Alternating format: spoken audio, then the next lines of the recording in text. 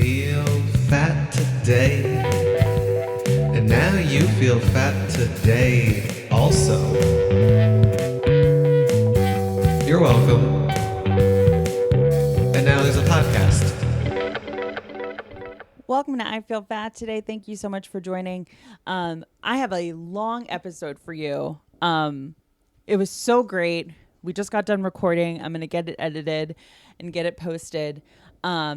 And I'm sorry that this is the second week in a row where we don't have a video intro, but I got to get this cranked out so that we can, so that you can listen to this episode. It's a longer one, so I'm going to keep this brief. Listen, guys, you know the drill. I ask the same things of you every week. If you haven't already, please subscribe on YouTube. It really makes all the difference. Follow us on Apple Podcasts and leave a 5-star review. Follow us on social media at I Feel Fat Today. And you can follow me on Instagram as well. Hello, this is Kelly. You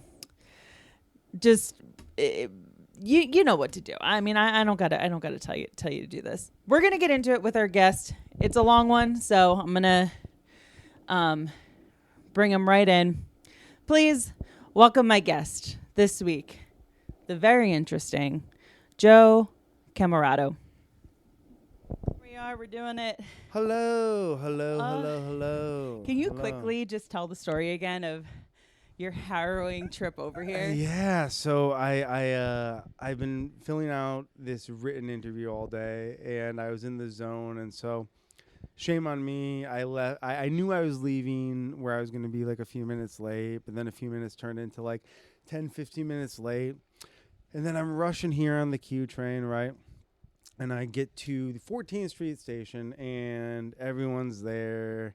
New York right now will hold up trains to just make rush hour in the city so much worse. Yeah. It was. The train was moving so slow, and then I noticed there was so many people to get on the queue at 14th Street, and I was on the queue coming from Brooklyn, and they just kept on stopping the queue all along the way. Yeah. And sure enough, by the time the queue got to 14th Street, there was like 10,000 people waiting for the queue. Stop. But I get to 14th Street, and everyone exits, and everyone's rushing to get to the L. And I run down the stairs to the L, and the L is packed. I guess people have been waiting. It's already there, and all the doors are open. But the guy literally can't close the doors because people are still getting in. Yep. And people are running from door, because when you get down the steps, you're right there in like the middle. And people are running down to all the different doors to find any room to get in. And I'm one of those people running down.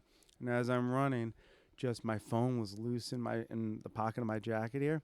And it slipped out and slid in between in between the train and the track. And it slid onto the track, down onto the track. And then I'm like, okay, am I about to hear my phone explode? That's what I thought, right? Yeah. You know what I mean? Like, but I'm like, oh no, it's probably not gonna run over it because it's on the track. You know, the train's on the track, right? So I'm like, but still, is it gonna get caught into something? You know, am I gonna hear it being taken off into Williamsburg? And then what happened is the train left, and I can see my phone there. And there's this other guy, and he saw it happen, and there's another train coming, and because of course there is, like we just talked about, of course there's just another train right afterwards instead of trains separate enough to create not chaos. So anyway, I see the phone there, and I'm like, okay, I guess I'll wait for this other train because I'm not going to jump into the tracks when there's a train coming. That's too alarming for everyone. And so this other train comes, which no one on this train, by the way, of course, you know what I mean? Like literally 0 people on this train. So like it's just mad, the efficiency of what's, and you don't know. I don't know if someone went crazy earlier, and that's why there's all these weird backups. I have no idea, right? The trouble is you can't audit such a system because anyone can just make up anything, you know, as to why. And then it's not even worth it. You're just like, keep on running the trains.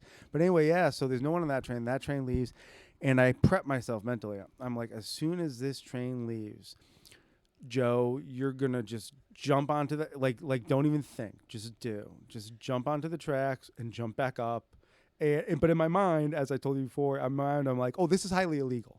Like if I'm caught on camera right now, police will come out and they will just arrest me, Right. and like bring me to jail, and I might get charged with a felony for what's your felony? Jumping onto the track. If anyone heard that, they go, yeah, that's a felony, man. I'm pretty sure jumping onto the train tracks in New York City for any reason is a felony. If you drop something, you're supposed to just go get a station person, who will then tell you to fuck off, probably. Yeah. You know what I mean? Like there's no way. There's no way they're just gonna go, hey man, go to the Google store and get yourself a new phone because.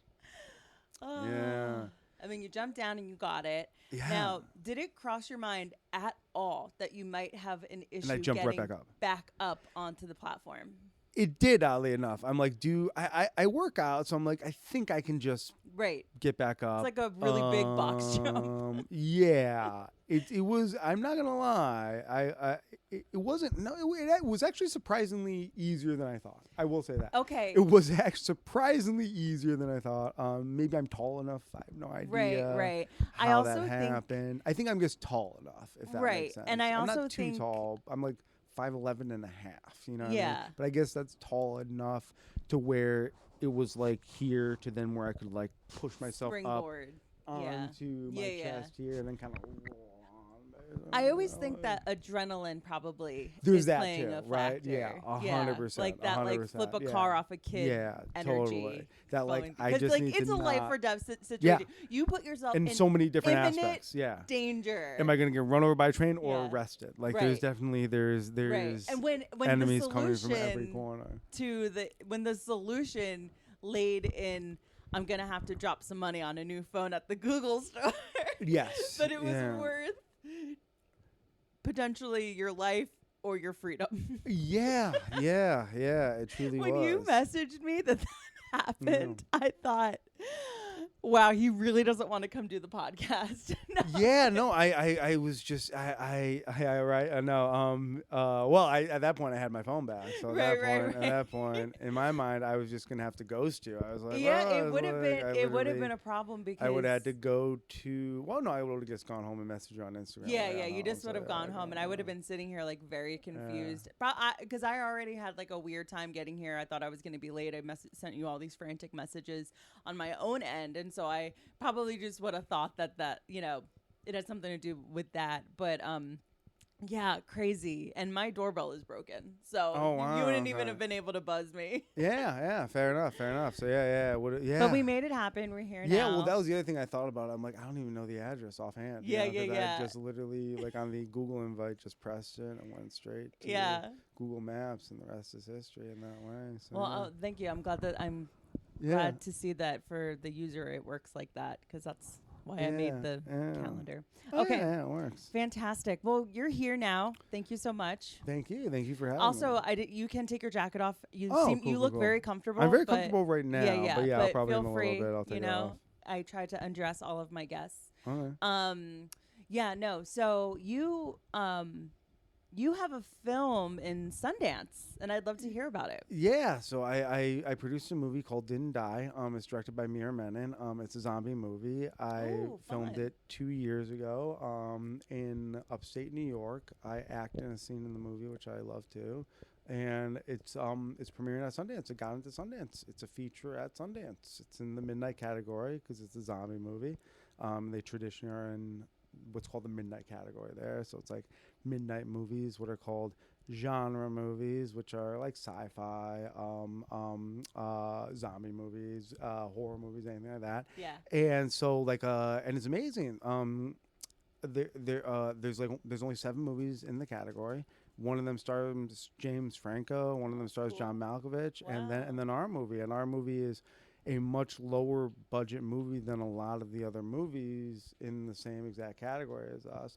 And so it's kind of an amazing story in that way. That we're the people who made it without any of the Hollywood frills. Yeah, it's but like now a we are true Hollywood. independent film. Yeah, and it stars George Basil, who's the second lead on HBO's Crashing, as well as Kieran Deal, who was on one season of a TBS show. So it doesn't star, it's a Screen Actors Guild movie, but it's not James Franco. Right. You know what I mean? It's not that. But now we are that because we're there. Yeah, so that's like awesome. the craziest thing. So now we are the thing. Were you involved in the project at its inception, or were you brought in? I was brought in after the script was written, so I got the script, and then it's kind of funny. I was writing about all this today.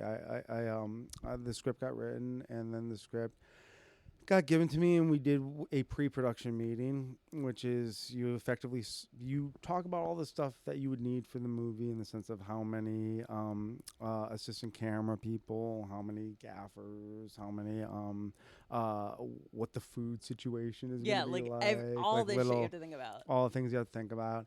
And then you take the script and you circle all the nouns. And when you circle all the nouns, so you have all the others behind the scenes stuff that you just kind of know, because I've made movies before, and so I just know that. And then you circle all the nouns, and then you discuss the nouns with the director. And the director is like, so the nouns are, person, place, or thing. Mm-hmm. And so you have like one of the locations would be one of the nouns you discuss. So Right.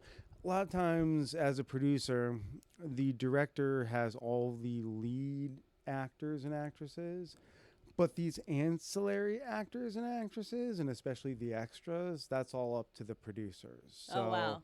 yeah, so you have to ask the director. Well, it's up to the producers to get those options. You know what I mean? Yeah. And so you have to ask a lot of questions of the directors for the people, places, and things.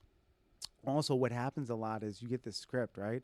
And then for the places especially, the director would write a scene. Let's say the director writes a scene, and in this, it's kind of an interesting thing because it happened.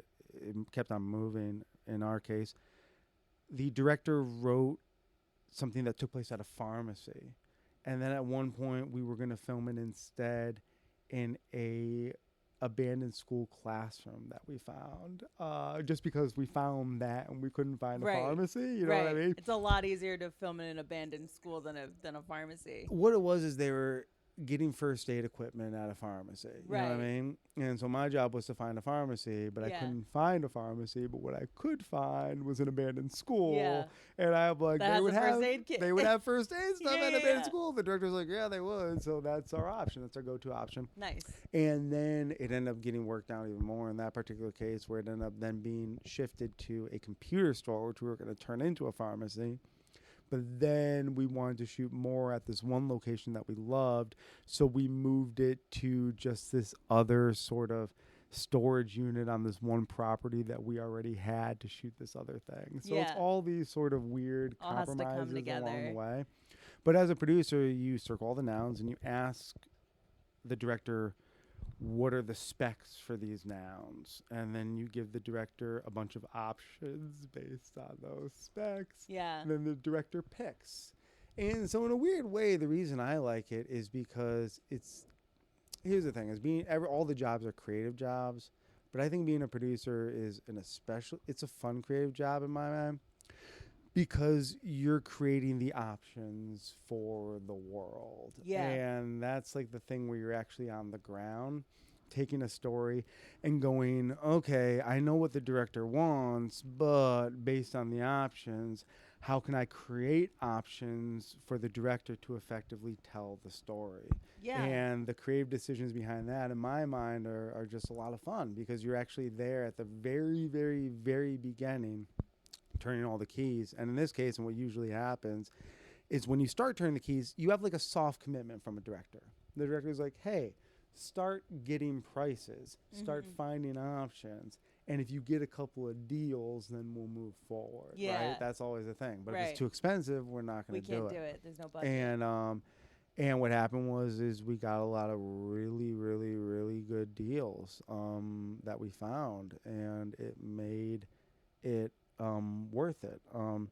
Most notably, there's this guy who's my hero, because when you film a zombie movie, you have to have a town that you shut down, right? This is a true story. We have to have a town that you shut down. And at the Orange County, New York Film Office, this woman named Nora Martinez, she's awesome.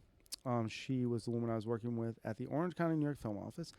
And she was telling me all these, tips. Hey, this town you need a permanent. This town you don't need a permanent. Blah, blah, blah. You know what I mean? All the just different, here are different options of places that people have filmed in the past. Here are the contacts for that. Here's photos of that already. here are towns that are friendly to filming. Here are towns that are not as friendly to filming. Blah blah blah. And there's this one town called the Village of Goshen, New York, and it's gorgeous. It's like the most gorgeous place in the world.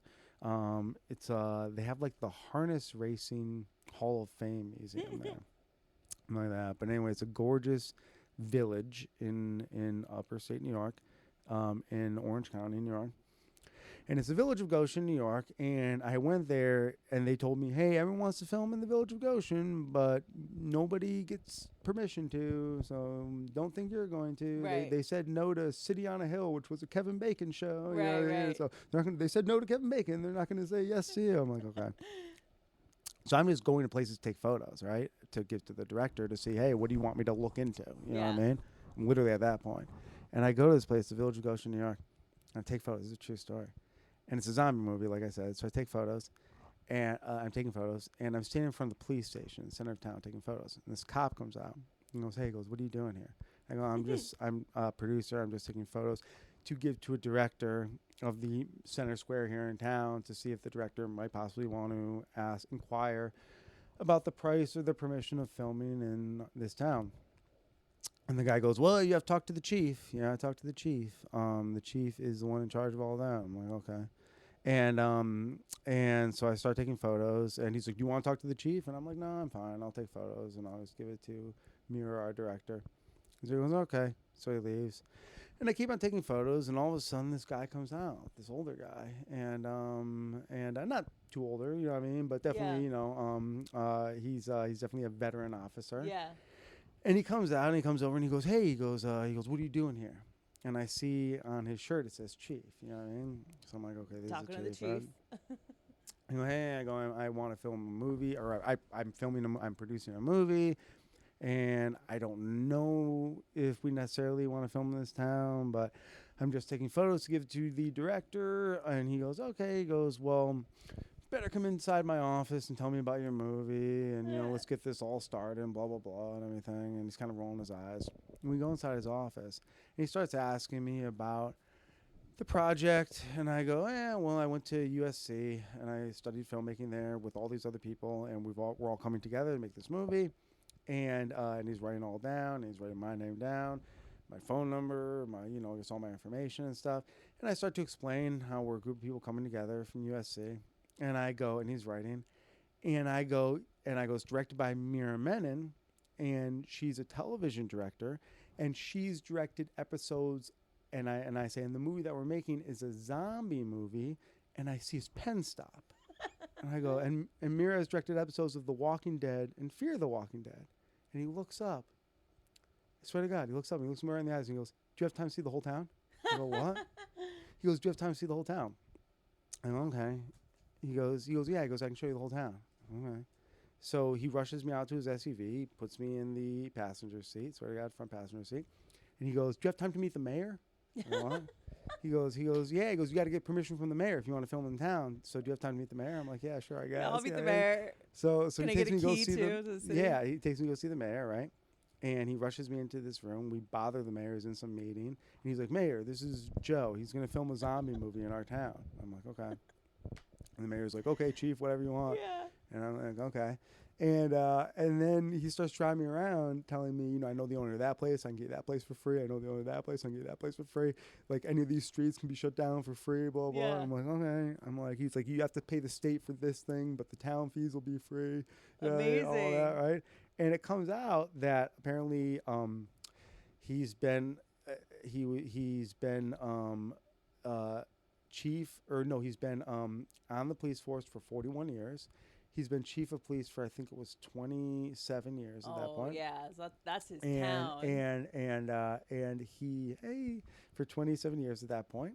And turns out, so his favorite genre is zombie movies, and his life goal, because a lot of movies come to ask to shoot in Goshen, and he has to give approval, his life goal was for a zombie movie to film in Goshen, New York. Swear to God. That's beautiful. And he just gives us all this stuff for free, and we put him in the movie as Oh, the that's zombie, awesome. I was as gonna the ask. opening zombie and stuff. Yes. And so yeah, it was crazy. It was like literally like this weird thing where I was like just trading dreams with this guy. That's it was very so surreal. awesome. It was so surreal. It was so very surreal. So I was just like trading dreams with this guy, and it was so surreal in that way. And so then we filmed the movie there, and we all signed. He wore a police uniform as the first zombie in the movie. I mean, which is kind of like, I know like people will be like, oh, they're trying to make social commentary with the first zombie being a cop, and it's like, no, it's just the guy who literally made the movie possible in that way. But movies are interesting like that because they're very serendipitous in that way, right? You know what I mean? Right. The thing that actually begins to then shape the movie and is reflective of everything that's going on in the world just kind of happened because that was what was available. Yeah. But the universe just kind of puts forcing together art in that way. You know what I mean? So art is awesome. kind of just what happens in that way and Yeah. stuff. So Sky Chief Watt, awesome dude, gave us the keys to Old Town. Greatest guy, salt of the earth, and then he retired right away. It was literally his life dream. He's already retired and everything like that. Wow. So yeah, it's wild. Yeah, You really helped him realize a dream. Yeah, while you were it's realizing a dream. Right. Yeah. So cool. It was this very surreal thing. It's a very, very, very, very Nice. surreal. So yeah. Very cool. So, that's cool.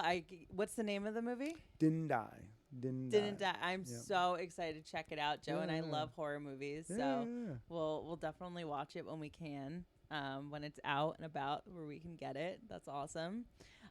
Cool. So you went to film school. That's awesome. Yep. Where did you grow up? I grew up in a place called Enfield, Connecticut. I don't like it there. If it burns to the ground, I'd be fine with that. So that's, kind of how I feel towards that place. Why do you hate it so much? I don't know. I just got bullied a lot when I was a kid by other kids and stuff. So there's that. You know. Why were you bullied? I had boobs. I don't mean to laugh. No. When I had a gynecomastia surgery when I was, which is male breast reduction surgery when I was 23. Oh my God, were you overweight? You know what's weird? I became more overweight when I grew boobs. So it was definitely genetic that I grew boobs, right? Because I lost a ton of weight, but I still couldn't get rid of the boobs, and that was the whole thing. Figure. And so I ended up having male breast reductions, and because I at one point I almost became like anorexic and stuff, like trying to like get rid of the boobs. You know what I mean? And I just couldn't, you know what I mean? And it was just actual like breast tissue, so it's just like a genetic thing, you know what I mean? Like that happens and stuff. So that does happen. And so I wish I had that. And so I had I had male breast reductions when I was gynecomastia surgery, which I think is funny because it's like kind of a unique thing that I always think about. And so I got bullied a lot for that, and then I was on this basketball team where my uncle was the coach, and he would just like let kids bully me. It was actually like a sad thing. It was like I hate him. Like he's like the villain in the story of my life. One of the villains in the story of my life. It was just my uncle he wanted to be this basketball coach really badly. So he would just let kids like literally like molest me like in front of him. And he would just laugh along with these kids. Doing his bidding. Yeah, like literally, well, he was like doing their bidding, if that makes sense. He like wanted to be one of the cool kids. You know what I mean? Oh, what a loser. Like they were abusing me, and he just wanted to be the cool coach that like the kids liked.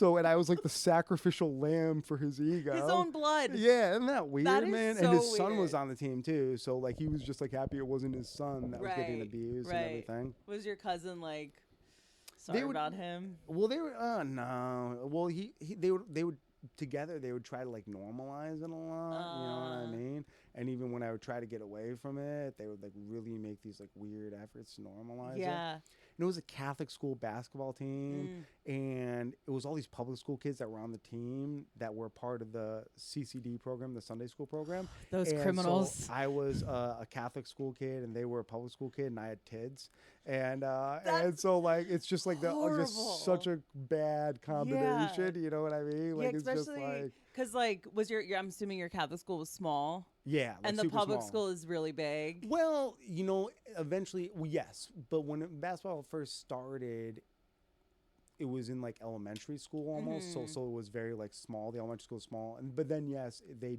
were right away almost in the second year of basketball. They were in these like huge middle schools. Yeah, where I was still in the small. Yeah, and that's like it's kids who are equipped for two different things, and like the public school kids have so much more street smart because they have to deal with so many more people. Like they have different classes with like different kids because it's just a big school. And Catholic school, I know I went to Catholic school too.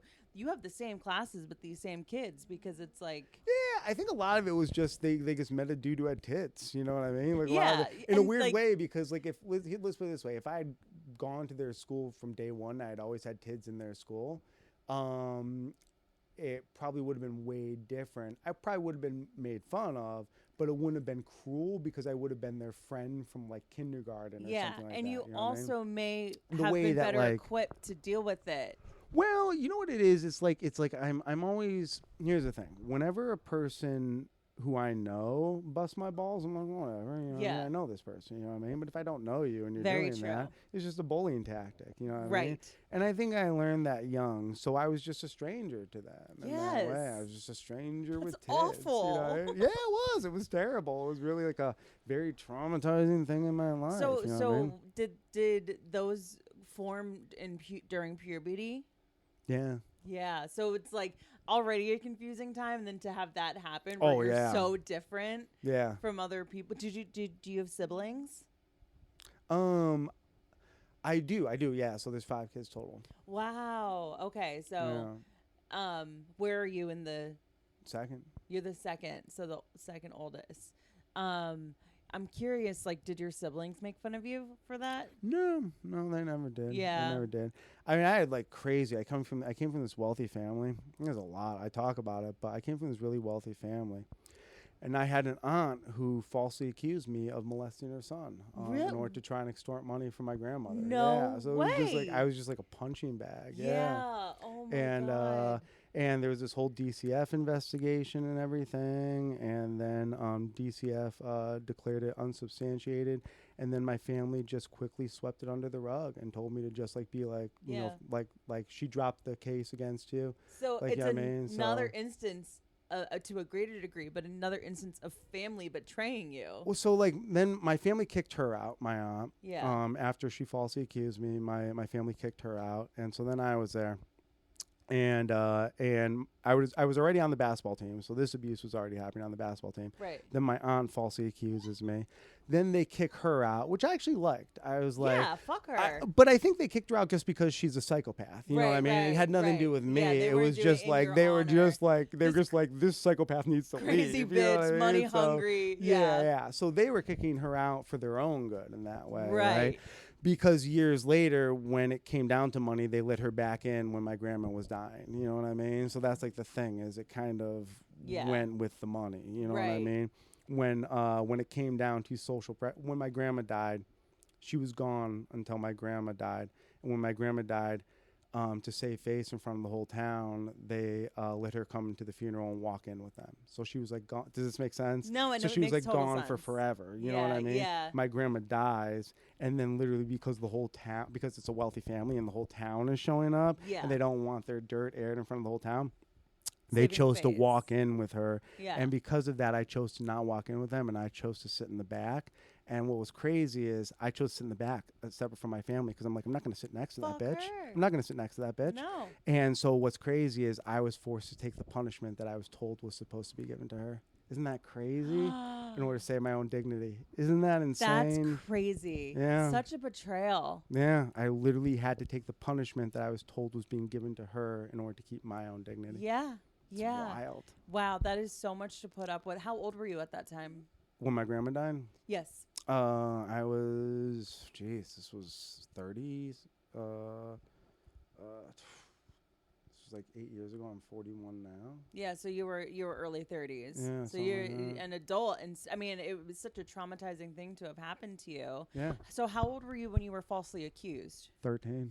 13, right around the time of puberty. Right around the time when all of a sudden you have this rare the boobs had already been there since like 11, so I was already getting picked on for that for years. So it was just like another pile on, like my God. No, I was literally just like the scapegoat punching bag, you know what I mean, for this like wealthy family, and they were like, "You're wealthy, fuck you," you know what I mean? Totally. They're like, "You go to private schools and like everything is paid for you," you know what I mean? You want cash? Here's cash. Go fuck yourself. You know what I mean? It's like, and when you have tons of wealth, you know what I mean?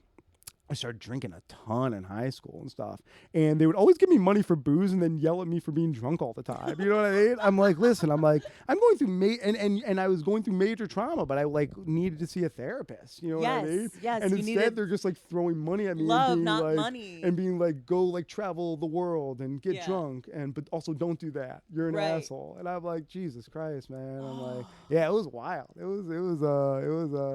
was a wild upbringing. Yeah. That is wild. So when did you? It was very much an Arrested Development, as they say. Yeah. You know what I mean? Yeah. That show, Arrested Development, Yeah. it's all about like people who come up through these Familial dysfunction. weirdly hard situations Mm-hmm. that like the rest of the world is like, why would that be hard? And then you hear the stories and you're like, good Lord. Yeah, that's you know what I mean? terrible. Yeah. And it's like your own family is like, oh, you're rich, you know, like whatever, we're giving you money. It's like people, you know, people's response to the LA wildfires are like, oh, rich people are losing their houses. Who cares? It's like, no, bro, this is awful. And those people still lost all their things. You know what I mean? Yeah. Like, you know, these people are still going through these same stages of grief that anyone else would go through. Those people, even though they're rich, they still had things in those fires. So they still lost all of their things. Go on. Did you or would you ever write a movie about your upbringing like that? I thought about it. I thought about making a documentary and then kind of starting there and then writing a movie from there.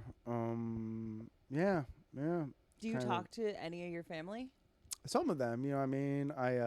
The ones I like, I talk to, and the ones I don't, I don't. You know what I mean? And that's kind of just it. And I don't go to like family parties or anything like that, so it's kind of easy in that way. You know Do you do holidays? My brother always comes to see me every holiday because he also doesn't like a lot of my family. Hell yeah, brother in Christ. So I get to see him every holiday because he also just would rather be here in New York City hanging out with me. Yeah. So ironically, that's been he's been betrayed in a lot of ways too by my family, and so he has a lot of grievances. And so he spends my holidays with me. That's okay. That's good that you have somebody from especially a brother like that. For sure. So I'm curious, when you got what's the surgery called that you got? Gynecomastia surgery. When you got that, how did it feel afterward? Like, did you kind of feel like I can go on with my life? I can start my life? Like, what were your feelings around that? That was actually very surreal. When I woke up, it was like a Black Mirror episode. I literally woke up a different person. Well, the first time I had 2 surgeries. The first time, the guy was kind of a grifter. It was in Connecticut. He's like, yeah, I can do gynecomastia surgery. He's like, but it turns out he just did liposuction on my tits, but it was all breast tissue. It wasn't, you know what I mean? Right. So it was like he just like shrunk them a little bit, and then they looked weirder. You know what I mean? So I'm like, Jesus Christ. I'm like, so I got like a botched job the first time, That's but it wasn't awful. too badly botched. And then I actually went out to LA. And once again, this is where all the privilege comes in, right? You know what I mean? Right. Even though you're being abused, they're like, hey, free tid job, right? You know what I mean? You're like, Jesus Christ. So they sent me out to LA, right? And they pay for a tid job. They do. My family does.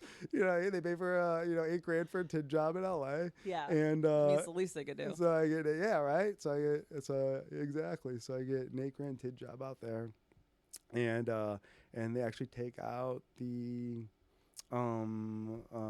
breast tissue and all that. Yeah. And stuff. Yeah. Wow. And shape it up a little bit and do the whole wheel and stuff. It was a good job. The They guy did. did. Yeah. Primo. The guy out in LA, he did a good job. He's like, I'll shape up like your whole stomach and stuff too while you're under, because it was a part of like this package deal where like he's like, I'll give you a little liposuction on your stomach too. He tried to sell me on a bigger dick, but I was like, nah, man, I'm good. You know what I mean? Like, I'll keep my small dick. So.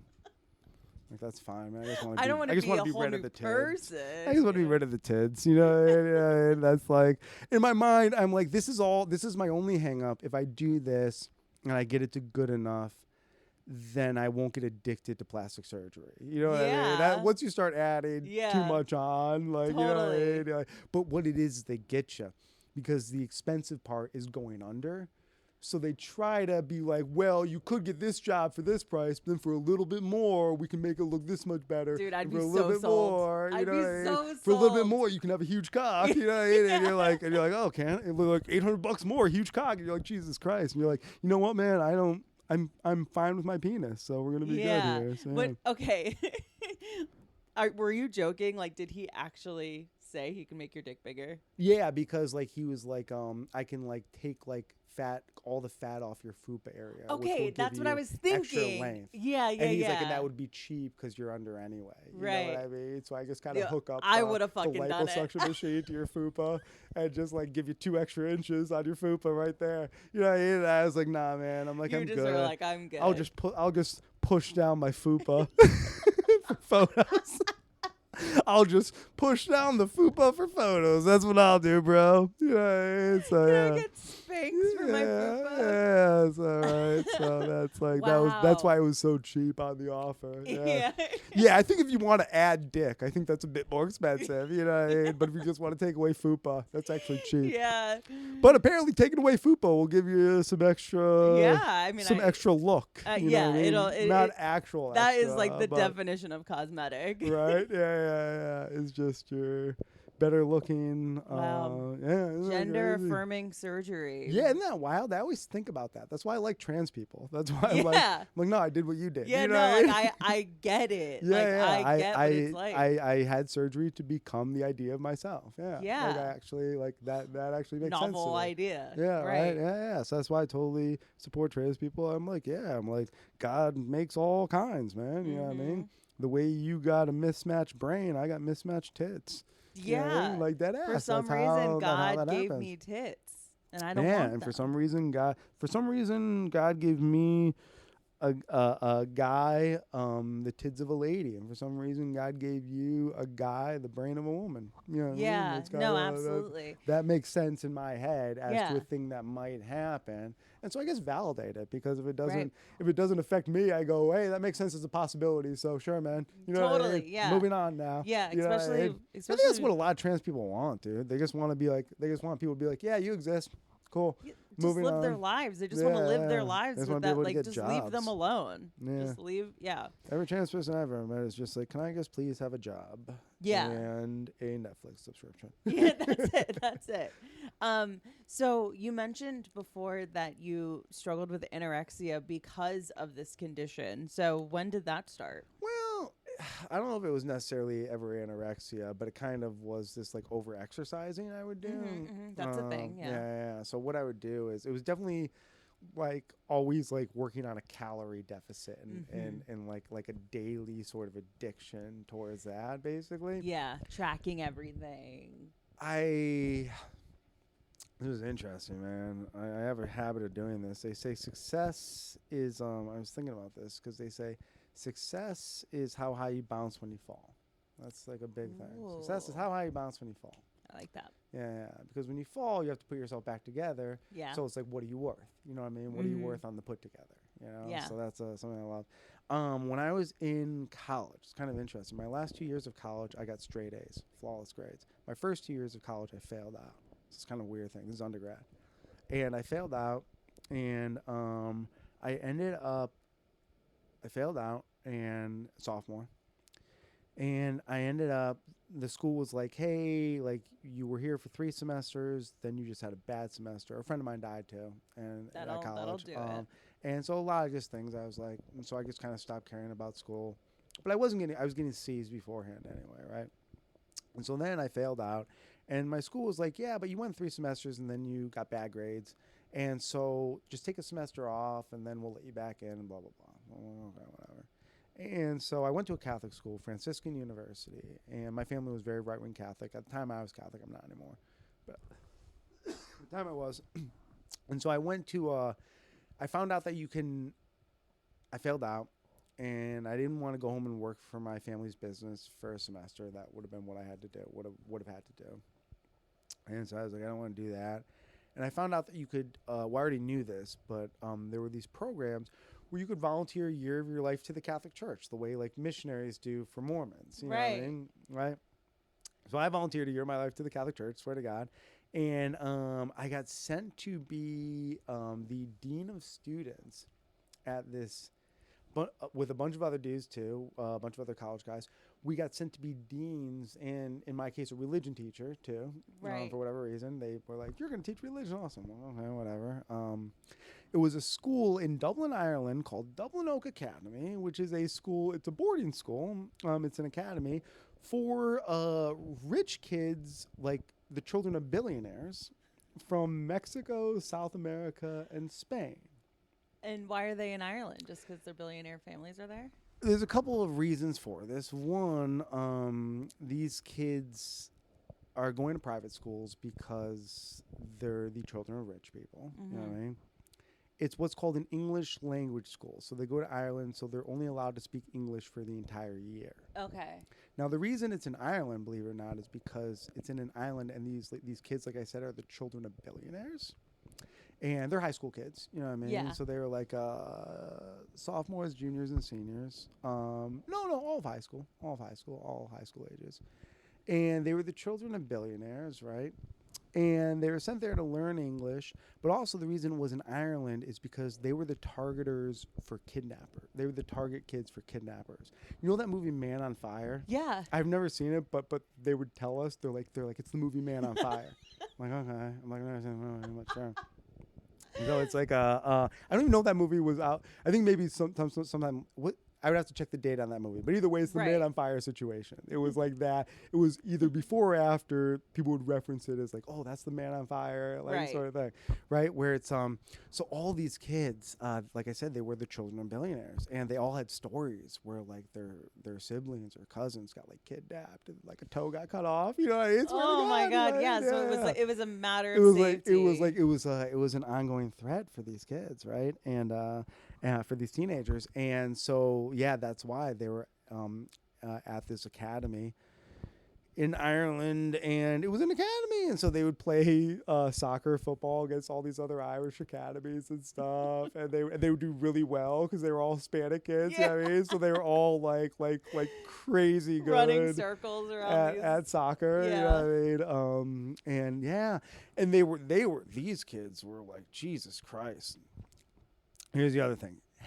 Some of the kids were there because it was an English language school.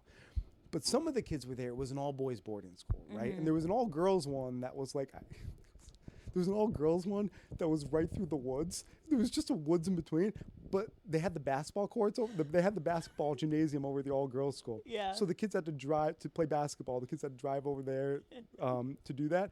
But it was right through the woods. But the kids didn't know that because whenever we drove them there, we would take this really long route. I swear to God. So the kids thought it was like miles away. You know what I mean? But it's just this really long circular route.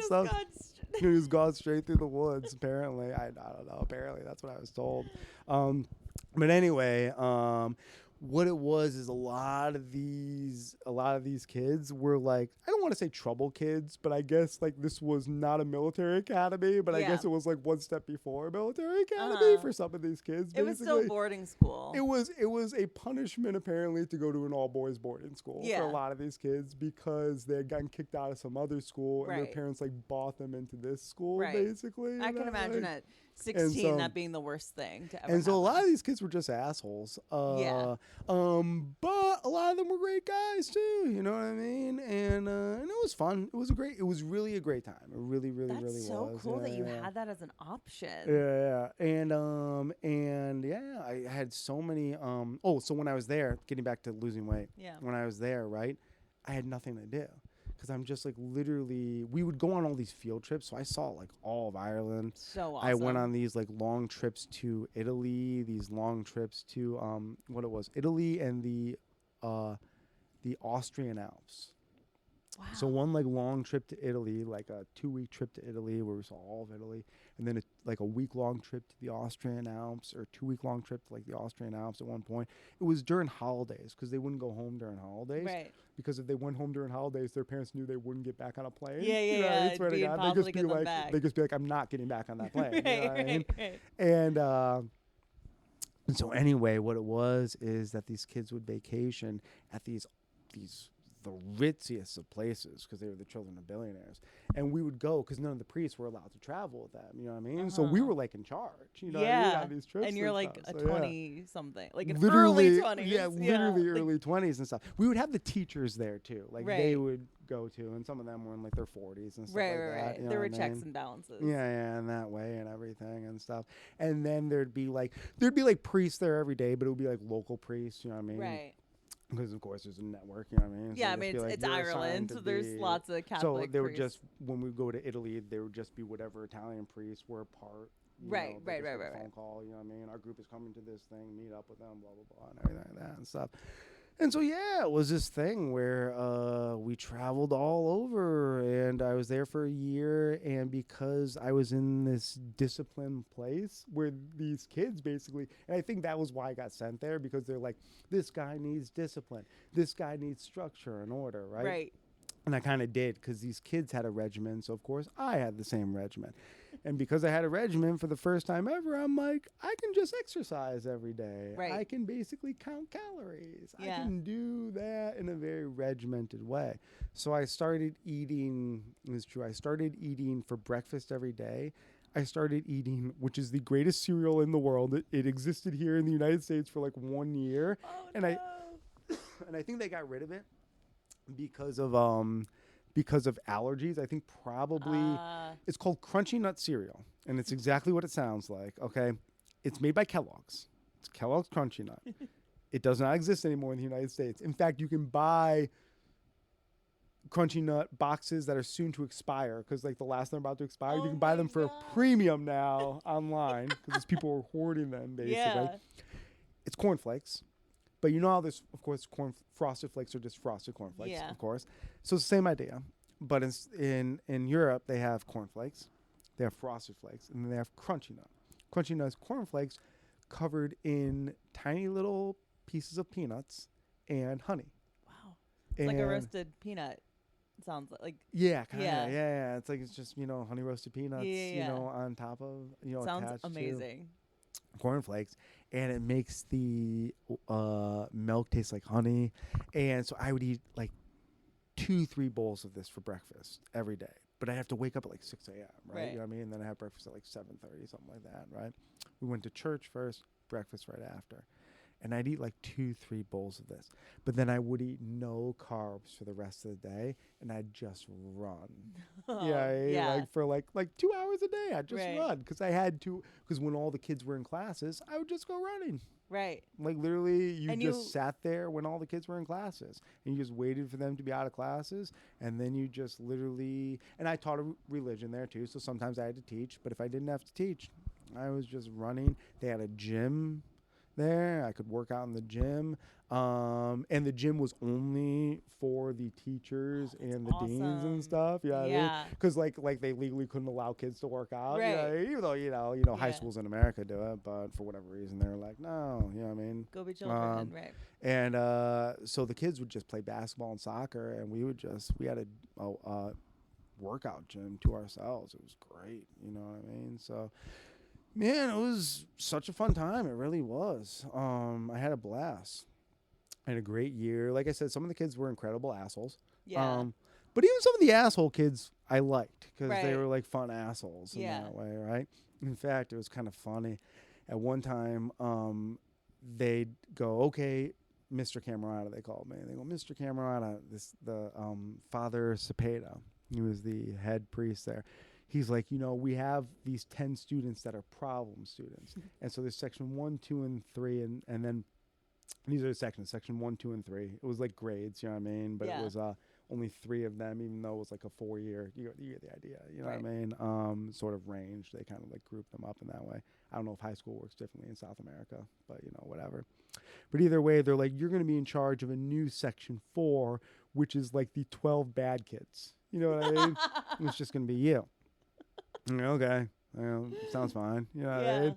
And they were like, they seem to like you enough. You know what I mean?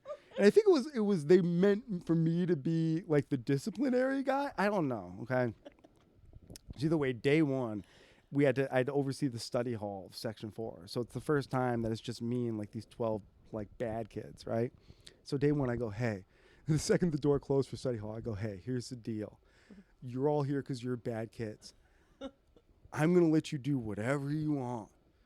Seriously, talk with each other. Do whatever you want. Talk in Spanish. You're not allowed to talk in Spanish. You are now. You know what I mean? Like, I truly don't care. I just want to be left alone. You just want to be left alone. So here's the deal. If anyone, I'm never going to tell on you. Yeah. Everything's good. You guys are acting great. Break as many rules as you want, as long as you don't get caught. If anyone else comes around and you get caught in front of me, I have to, do the song and dance of being angry and everything like that. Otherwise, I don't care. Otherwise, I could care less. Right. You know what I mean? And just carry on. You know what I mean? Talk amongst yourselves. You know, you're not supposed to talk in study hall. Just keep it low enough that nobody comes by. You know what I mean? You're not supposed to talk in Spanish. Do it. Talk in Spanish. I don't care. Right. The whole wheel and deal. So anyway, Section 4 started to be so much fun that they had to disband it, you know what I mean? Because like the kids in Section 4 were like, we like it here. And and they're like, no, this was supposed to be a punishment. You're supposed to want to go back to your groups. And they're like, this is a bit more fun. We're in Club 4. We don't care. Yeah. And so it was kind of legendary in that way and stuff. And whoa. Yeah, it was really great. How was it adjusting? And at one time they told me to punish a kid. This kid named Pablo Alvarez. And I refused to punish him because I just thought it was funny. This kid named Pablo Alvarez, this one time, they had trouble with the kids keeping their tables clean after snack at nighttime. Uh-huh.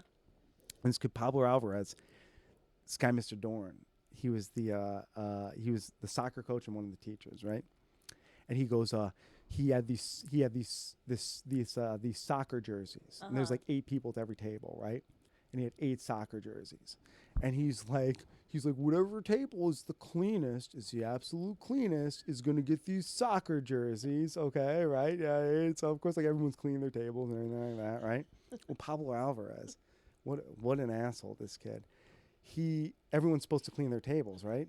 Not on Pablo's dime. So Pablo goes around to every table and goes, give me your garbage. And they go, what? He goes, give me your garbage. Pablo takes everyone's garbage from everyone's table, and he piles all of it onto his table. So every last table is clear, except for Pablo and his 7 friends sitting there with shit-eating grins with a giant pile of trash on their table. So none of it had technically gotten cleaned up. You know what I mean? It was just all on one table now. It just got moved, right? And Mr. Dorn now has to pick the cleanest table versus the dirtiest table, which just has all the trash on it, right? I'm sitting there, I'm like dying laughing, and inside I'm like, this is brilliant, you know what I mean? But Pablo was in Section 4. Right. Okay, so they were like, you know, afterwards they're like, Mr. Camerota, you have to punish Pablo. And I just refused to. I just straight up refused to. I think that was the beginning of the end of Section 4. Yeah. I was like, no, because and it's my whole thing. I think it's the comedian in me. I was like, he didn't mean it maliciously. He meant it to be funny. If I punish him, he will not understand why he's being punished because he didn't mean it maliciously. Yeah. He meant it to be funny. He won't get why I don't get the joke. And he knows I do get the joke. Right. So I'm just not going to punish him. Someone else can if they want to, but it ain't going to be Joe Camerota. You know, I just made that stand, yeah. No, and it kind of sounds like this is like a perfect story for like a white savior movie where like you see you're like this white guy and you see these Spanish kids and you're like, you guys want me to tell them they're bad. Oh, they were very white Spanish kids, by the way. They're white Spanish kids. These were children of billionaires. Oh, you know that's what I true. mean? Some of them were a little kids. browner than others, but you know, this well, is for the sake of the movie, you'll cast they really are brown 100% kids. Spanish blood. I assure you. Their families have not right. intermingled with the Indian blood of South America too heavily throughout the generations. May be some inbreeding happening in the bloodline. So yeah, they are very heavily European. But still, it still stands that it's like the if you saw any of these kids, you'd be like, no, that's a white person. Right. No, I know what you're talking about. But I think that just because they're misbehaved, it's like the idea is. You didn't do this, but the idea is to be like, you're being bad, you are bad, like you're bad, and it's like, I'm gonna punish a bad kid, and you're like, well, he didn't do it because he wasn't trying to hurt anybody, he just did it for the joke of it. Yes, that was the thing that I just knew, man. I knew that for myself. I knew that from how I behave. Right, and like that. And so I'm like, you know, I knew that there was no maliciousness behind it. Big J. Okerson has that phrase, don't pay attention to what I say, pay attention to how I say it. And how he was doing it was not malicious. You know what I mean? No, totally. He was being a dick, but, but whatever. You know what I mean? Like, that's funny sometimes. And it's good to let kids be themselves. Right? He was playing the game. Yeah. He was consciously losing the game in order to make a joke. Right. And that's a funny joke. Yeah, that is funny. That is something that I value in that way. So, yeah. So you were there for a year. I was there for a year, and I lost like like 90 pounds. Yeah. Not joking. I literally have like a 6-pack by the end of the year. And Right. stuff, just because I literally operated like a cow. I operated, and what it was is we had like unlimited food there. So I could eat like unlimited protein for the rest of the day, basically. Right. So I was just never Gains hungry. on gains on gains. Literally at the end of every, well, I don't even know about that. I was just like at the end of every night, I would go into the kitchen and I'd just make like a 10-egg omelet with like tons of cheese. I wasn't even thinking about gains on gains on gains. I was just thinking about just being full, you know? And I would eat tons of fruit because they had tons of fruit there. They had these coffee maker machines because everything was just like, you know, to the best. Yeah, because they were literally the children 5-star. of billionaires. Yeah. And so they had these Bailey's coffee, I want to say. Or no, I don't know. I forget the name of the coffee. There's a famous coffee type over there. If I saw it, I'd know. But I'd switch between coffee and tea. They have those every place has those tea kettles, those electric tea kettles that you just heat up and stuff. Yeah. And so I would just, and there would always be fresh fruit in the fruit bowl all day long. Sounds like an oasis. So I'd just eat one banana after another, one orange after another, one apple after another. And I'd just go, yeah, it really was. It was paradise in a lot of ways. And we didn't, and I'll tell you this was an interesting thing. So us deans, we lived in the dormitories, right? Like we were like sort of in the, so the kids lived in these dorm rooms with like, 4, beds, and then we had our own like apartments basically in the dormitories. But on Saturday nights, we were able to, so on Saturday nights, they would let us like leave basically without I don't know why. There was like no one watching the kids. I don't know what they got up to basically. But on Saturday nights, after the kids went to bed, we got to go down to the kitchen area and just get drunk for like 2 hours. You know what I mean? Every Saturday night. Like they'd be like, yeah, if you guys want, you could just like, let like loose. just like, but like be to bed. It was like the kids went to bed at 10 and they were like, just be to bed by around midnight. Right. You know what I mean? So we had 2 hours to get drunk, and you didn't want to drink for more than that because we had to be up the next morning, you know, and everything like that. But it was always, Sundays were a field trip day, and Saturdays were always a field trip to like a museum or like bowling or something like that, basically. And then Sundays were always a hiking field trip. And so you just had to wake up, go to church, eat breakfast, get on a bus in your hiking clothes, you know what I mean? So like, you kind of had to half shower, you know. Then you could sleep on the bus, and then you would just hike off a hangover. Oh, like, yeah. You know what I mean? Which is like, if you're hiking a mountain, dude, and you're hungover, it's hell, but like halfway in, you'll like, feel good when it's done. You're just like halfway in, you're not even hungover anymore. You're like, I sweat that shit out. It's just, so excruciating that way, basically. And so it was kind of oddly ideal. Yeah. As odd as that sounds. And a way to not be sedentary. And it was our one chance to get drunk. It was our one chance to like be human in that way. Totally. So, and were cool. the other deans at the school were all people from your Franciscan college? No. From all over? From all over. And one of them was from Franciscan. And he was just there as a volunteer working locally in Ireland, but he was like living in the same place that he just got sent there. But we had the biggest amount of what were called coworkers, which I think there were like 11 or 12 of us, which was a lot because a lot of people who got sent places, they just got sent places where it was just like them and a priest. You know what I mean? And that sucks. Yeah. I mean, you're just like a traveling like volunteer assistant with to a priest. Yeah. Like that's like literally a lot of people got that. You know what I mean? Oh, that sucks. Right, and a lot of times it was in like poor areas. A lot of times you had to actually help the poor. Right. God forbid. You were helping the billionaires. Yeah. I literally was like, well, it looks like these billionaires need some church services. Oh, you're going skiing in the Austrian Alps? Don't mind if I come along for the Lord, do you? How selfless. You really were holding up the tenets of the religion. Amazing. Treat others the way you'd want to be treated. Right. You want me to sneak out in Germany and go to an all-night club? No, for the Lord? No way. That sounds great, So, wow. Yeah. Coveting your neighbor's wife at a Berlin sex club. But like no matter even if I got sent to like a poor rural Kentucky town, I still would have snuck out to like some local dive bar. You know what I mean? Yeah, you still would have been you. Yeah. So it's funny in that way. But yeah, it is funny how the Catholic Church, man, they just. You went I'm to not church? Catholic anymore. You know what I mean? I'm gonna ask you about that. But when you were out in Ireland doing this, you had to do church every single day. Oh yeah. Every day. I still pray a rosary every single day, still till today, every single day on a habit. As a buddy of mine says, like, hey, like some addictions are really hard to quit. A buddy of mine, Francisco, says that. He's like, I don't go to church. I've and quit you're not that. Catholic anymore. I've quit that, but just out of fear of hell. I literally pray a rosary out of a compulsion. Out of fear of like maybe that is true. Do you pray it on a rosary, or do you just have it mentally? I have a rosary, a pair of rosary beads. I do usually. I pray on a rosary and everything like that and stuff. But the other reason for that, there's a lot of reasons for that. I'm actually a practicing occultist, which is an interesting thing. I was going to ask what you do now. Which I can explain, and a lot of people, it's kind of a weird thing because I am an actual occultist. A lot of people don't know what that is, but it's basically a philosophy. It's just an idea. So I'm not a Catholic anymore. I stopped doing that. Can I ask when you quit that? I quit that slowly. You kind of quit slowly. Yeah, and it's then you never keep on something. bouncing back and forth and stuff like that.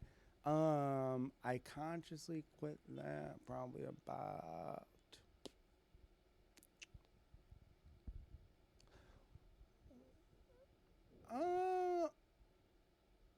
like when you stopped going to church. I stopped believing maybe like 10 years ago. Okay. 11 years ago. When I stopped practicing it maybe like altogether, maybe like what was that, like 4 years ago? Oh wow! So like the reason is I got a girlfriend and fell in love, and I was trying to bribe God, so I started going back to church. It was during the pandemic, right? You know what I mean? We all had been. And I wanted to work out, and and I was like, I was really in love with my girlfriend at the time. Yeah. And I'm like, no, this is good. Like I wanted to work out, and so I started. This is actually a funny story, which is why I sometimes wonder. Weird things like this happen, right? Mm-hmm. Start going to church every day, and my girlfriend at the time, she was Jewish and she wanted to go to church with me. I'm like, no, please don't. I don't want to go. You know, just trying to bribe God, right? Right. So, I like taking walks in the morning while smoking weed. So I'd go and I'd get coffee and I'd just walk to this church and I'd just attend church. It's during the pandemic, and then I just walk home, right? And on the day she broke up with me at nighttime. I was living with her, and next morning I woke up, right? And I stayed calm, you know what I mean? I was like, well, I don't know what's going to happen, so I'll go to bed. And I next morning I wake up, and I'm like, well, I'm going to walk to church again. I go and I roll my J, smoking weed. I get my coffee, go to church. This is true. Attend church and everything like that. I think I received communion probably. And I'm walking out, right? As I'm walking out, the only reason I bring up this person's race is because I think it illustrates a funnier point. Okay. Just you got to picture Bed-Stuy, Brooklyn. Okay, Yeah. I'm just walking out of a church. Okay, there's this short, like kind of portly black dude. Uh-huh. Okay, just a short kind of portly black dude. Yeah. Okay, and he's, I kid you not, spread out on the hood of a car. And he's yelling, like, at his girlfriend in the car, Charlene, please, no, don't leave me. Charlene, please, no, don't leave me. He's literally on, and she's in the car with her window down, yelling at him, being like, no, I'm leaving you. And he's literally spread, like, all hands and legs on the hood of the car, oh my God, blocking her. And she's like, I need to go to work. And he's right. like, please don't leave me. Like, please take me back, blah, blah, blah. And I immediately thought, oh, don't be that guy. Don't be that guy. Don't be that guy. God and so was I giving you a just, sign. isn't that weird? That's crazy. And so I went home, and even though I was completely heartbroken, Right. I'm like, you know what? Like, time to just move on no Right. matter what. Isn't that weird? That's crazy. Isn't that weird? So here's the thing, is that this kind of gets me into my overarching point. Even though I do have these Catholic tendencies, I'm what's called an occultist. An occultist is this. An occultist is a person who, it's a very interesting thing. It's a person who, it starts off with this. I believe that words aren't real. So I believe, what I mean by that is I believe that words are symbols for ideas. You know what I Okay. mean? The ideas themselves are real. But a dictionary uses words to define other words because words aren't real. You know what I Right. mean? They're all made up. You know what I mean? That's why a dictionary uses words to define other words, because all the words are made up. You know what I mean? In that way, right? So the ideas are real, but the words are symbols for ideas, Okay. right? And that's the thing that most religions don't want you to know. That's why religions hate the occult, because the Yeah. occult tells you that. Right. The occult are like, hey, the ideas behind the words are real, but the words themselves are not real. Religion hates that because religion wants there to be the word of The God. word. You Yeah. know what I mean? They spread the word. So religion hates that because they want to be able to control the words. You know what Right. I mean? If you know the words aren't real, then you reflect on the ideas instead of on the words. You know what I mean? Right. So it's that's what it is. So occultism is realizing the unreality of words, and then so as a belief, you believe in the unreality of words, and what you believe is you believe that that's what God is. God is literally the thing behind the words. You know what I mean? Yeah. The thing that the thing that makes the things happen. You know what I mean? The the power of life. You know what I mean? The Yeah. things behind the words. So God is the unreality of words, and then as a practice, once you realize God is the unreality of words, what you realize is that as a practice, you're supposed to organize your own imagination. So religion doesn't want you to do that because then you're just going to pick a hodgepodge of stuff that works for you. You know Right. what I mean? Now, what's interesting about that is, and this is kind of a reflection on how God works, there's a poem by G.K. Chesterton, and I think it's called Golden Leaves is the poem, but there's a stanza of the poem. Hopefully I get it right. It says, but now a great thing in the street seems any human nod, where shift in strange democracy the million masks of God.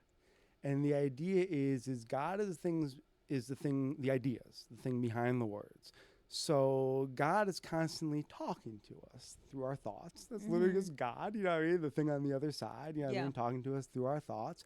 And we're supposed to take those thoughts that come about and then create our persona, which are these masks of God that come out there into the world. But we're supposed to organize our own imagination. So there's the million masks of God. There's all the different options that we have at any moment of the mask that we can wear. And those are all the million masks of God. But it's our decision and it's our responsibility to organize our own imagination and wear the correct mask versus an incorrect mask. Wow. Yeah, isn't that interesting? That is something. And so is an incorrect mask something that's like not true to yourself? Well, something that's just, I would say something that's evil. You know what I mean? Because it's all part of the whole. So as crazy as it is to say, being a murderer is one of the masks of God, but it's not the mask that God wants you to pick. Right. Right. So that's the thing. Is even though it is a mask of God, it's not the ideal mask for you. Right. It won't be. Right. But religion argues most people aren't responsible enough to understand. If you confront priests, like religious leaders, with this, they will say a lot of what you're saying is true. And I even agree with a lot of what you're saying, but most people can't understand it. And if you tell them to organize their own imagination, they're going to pick very evil things. They're not going to default to the recommendations of religion. The idea being that people are inherently bad and need the guidance of religion. Well, they're inherently impulsive, and so it takes a deeper understanding to understand that certain masks are better than other masks. Okay, and that choosing, kindness over anger is a better mask. Right. Sometimes when you're angry, you're like, you know what, I could choose the mask of anger right now.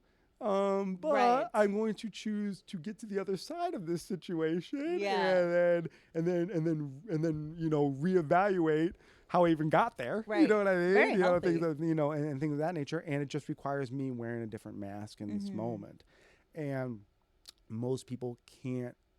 It's very complicated. Well, here's the thing: is I don't think it would be. I think you could teach that to people.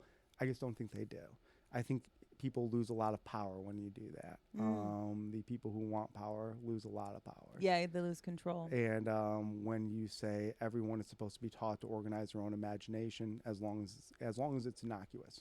Right. Truly what the argument is, hey, organize your own imagination as long as it's innocuous. You know what I mean? Yeah. Like, you're this, does it not harm anybody? Cool. You know what I mean? You're behaving this way, does it not harm anybody? Cool.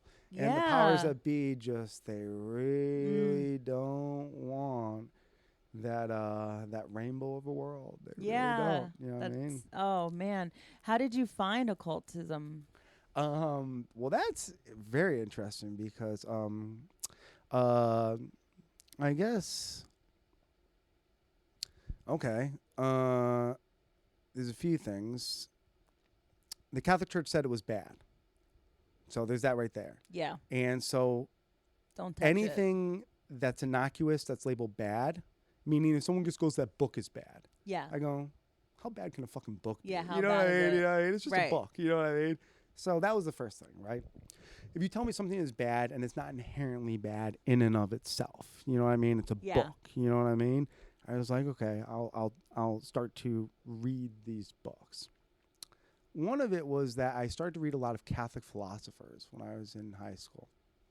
And a lot of these Catholic philosophers would ask a lot of really great questions, and then they wouldn't have answers, and instead the answer was always Jesus. And it was always just like a weird catch-all answer.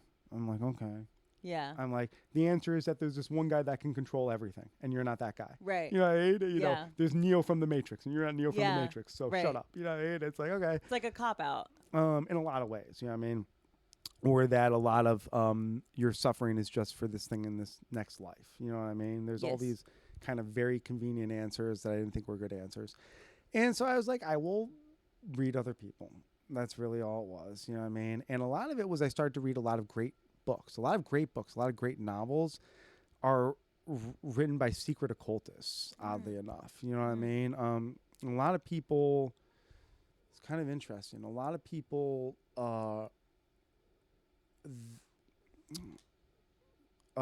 Joan of Arc was killed for being a witch. Yeah. Very much an occult figure. Very much so. G.K. Chesterton, who I said that poem before. Yes. Very much, when you read his writings, very much an occult writer in a lot of ways. Very much spoke of the unreality of words in that manner that I spoke of earlier.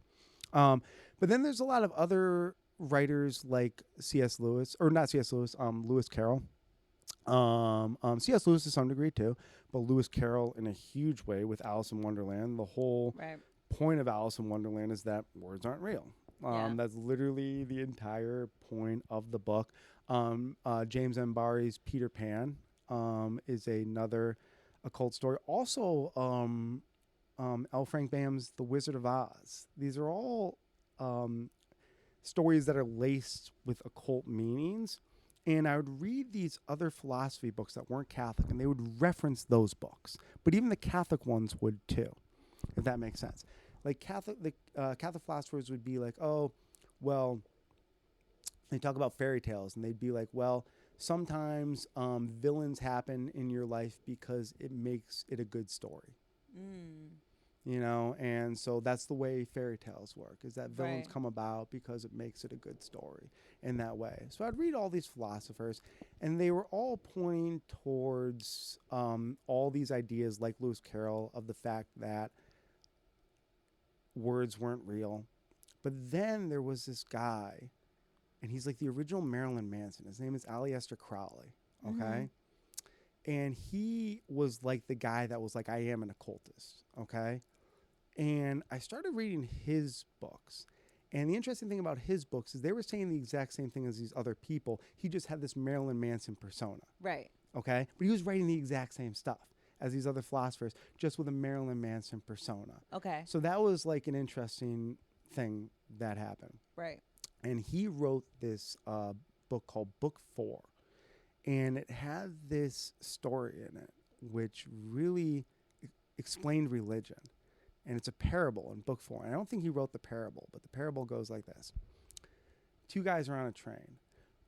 One guy is holding a box with holes in it, okay? And the other guy says to the guy who's holding the box with holes in it, he goes, hey, I notice you have a box with holes in it. He goes, is there an animal inside that box? And the guy who has a box with holes in it goes to the other guy on the train. He goes, yeah. He goes, there is an animal inside this box. And the other guy goes, no way. What animal is it? And the guy holding the box with the holes in it goes, oh, inside this box is a mongoose. And the other guy goes, there's a mongoose inside that box? And the guy holding the box goes, yeah. He goes, my brother, he drank himself into delirium. And now he sees snakes climbing the walls and snakes all over him. And so because of that, I'm bringing him a mongoose so that the mongoose can eat the snakes. And the other guy, the guy without the box, says to the guy with the box, he goes, hey, man, he goes, I don't know how to tell you this. I don't know if you know this, but those snakes that your brother are seeing because he's drinking himself to delirium, those snakes he's seen, they're not real snakes. And the guy holding the box with the holes in it opens up the box and he goes, I know. They're not real snakes. That's why I'm bringing my brother an invisible mongoose. Yeah. So they're invisible snakes, and that's why he's bringing. It's an empty box. You know what I mean? He opens the box, it's empty, and that's why he's bringing his brother an invisible mongoose because the snakes are invisible. And so the idea is this: is when you have a visible problem, you go and you bring it. If you have a car and your car is blue and you want it to be pink, you bring your car to a painter. You know what I mean? That's what you do. You don't bring it to a priest because it's a visible problem. You go to priests with an invisible problem. And they have an invisible solution for your invisible problem. Yes. And so this book called Book 4, through that parable, had explained all of religion to me. I'm like, oh, that's how religion works. Yeah. Then, because that was labeled an occult book, I just started reading occult books because I'm like, that's genius. You know what I mean? Okay. So that kind of fully turned the key because that was like the guy that was like, you're not supposed to read this guy's books. Yeah. So that was like the guy that was like apparently like doing crazy sex ritual magic. You know what I mean? Like way back in the day. In fact, there's the Sgt. Pepper's Lonely Hearts Club Band. You know how they go, it was 20 years ago today, Sgt. Pepper taught the band to play. 20 years ago to the day that Sgt. Pepper's came out, 20 years ago before, Aleister Crowley died. Okay. So he's like this Marilyn Manson occult figure in England that was doing like sex tantric magic, you know what I mean, back when it was like super forbidden and everything like that. So I'm reading this guy's works and it's really stuff that's blowing my mind. So I'm like, okay, but this is like the Marilyn Manson guy. I don't want to be this guy, you know what I mean? Now, there's this other dude that I found from that called Robert Anton Wilson. And this was a guy, because all these occult ideas then in the 60s, in the 50s, 60s, and 70s, began to take root here in the United States through the countercultural movement. And so you had these guys like Jim Parsons, Timothy Leary, and this other guy named Robert Anton Wilson. And this guy named Robert Anton Wilson wrote this book, this occult book called, it's a book, it's considered to be a book in occultism. It's called Prometheus Rising. And it's the most genius book I've ever read in my entire life. And it's all about the unreality of words. He started a religion called Discordianism, which is a parody religion because he just wanted to prove that you could, just make up a religion and everything like that. But he created this book called Prometheus Rising. And it's this genius book, and it's an occult book. It's considered occultism. But it's all about how you're supposed to organize your own imagination. But what it talks about and what it wakes you up to is that all of reality is a form of Stockholm Syndrome. So what happens is when you join a religion or you join any organization, you become a part of the comedy community, whatever the hell, you know what I mean? You join any organization. Well, when you join an organization, you know what Stockholm Syndrome is. Yes. So a person gets kidnapped, right? Yep. And then in order to get better treatment from their kidnapper, they begin to empathize with their kidnapper in order to get better treatment from their kidnapper. They begin to believe in the kidnapper's cause in order to get better treatment from their kidnapper. So he made this argument, which is a genius argument, that that's how reality works. You show up at a place and you go, hey, how do I got to cooperate to get better treatment? Yeah. You're constantly in these forms of being kidnapped by these worlds where you're it's constant Stockholm Syndrome. And you cannot get away from this constant Stockholm Syndrome at your job, at the comedy community. How do I have to cooperate to get better treatment? Where do I draw the line? You know what I mean? Everything like that.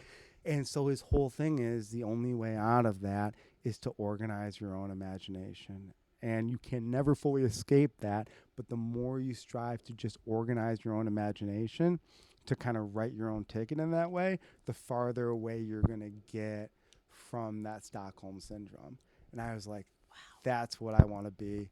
that's who I am going forward. You know what I Yeah. mean? Like, it just changed my mindset. And like I said, he's not Aleister Crowley. He's not like killing Right. pigeons in like a back Right. room before he has sex with his 8 mistresses. You know what I Yeah. mean? To try to get, the winter to be better this year. You know what I mean? Right. He's just a guy saying, hey, forget all about Yeah. that. You know what I mean? The end result of all of that is you realize it didn't work. The end result Right. of all of that is you just write your own religion and adhere to it and make it as simple as possible. Do yourself a favor. Yeah. You know what So I mean? with that, I mean, so interesting. You're just a wealth of knowledge on so many things, especially this. But I'm curious though, like, why do you feel like you need to have this Stockholm syndrome relationship with praying the rosary every day? I'll tell you why. That's actually I kind of do that. There's a couple of things. One, my mom prays the rosary every day. So it's like this way that I don't have a good relationship with my mom Right. because of all these complicated things that have gone on in my course. family. So it's a way of staying close to my mom. Oh, you know what I mean? yeah. It's like Mentally. almost like a telepathic relationship. Yeah, it's like weirdly a telepathic relationship. Yeah. But there's something even more so. There's something even more so. This is an interesting thing. Remember I told you I came from that right-wing Catholic background? Yes. Okay. I get out to USC, graduate film school at USC, and I get in there, right? Now, they only accept 50 kids per semester. I think they accept more now, which a lot of people are angry about because it's devaluing the degree. I think they accept 75, and everyone's like, well, it used to be 50. Yeah. Whatever. But they only accept 50 kids per semester. It starts again every single semester, the whole program, the graduate program.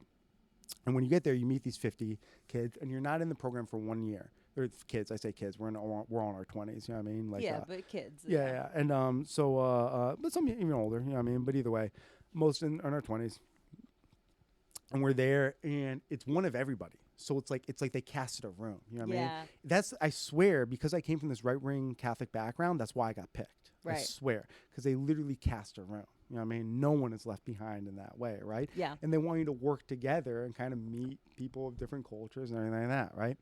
So anyway, when you get there, they go, hey, they go, there's all these people in charge here. You know what I mean? There's Dean Daly, the head of the school. There's who's this kind of figure, behind the curtain. You know what I mean? In a lot of ways, there's all your teachers and everything.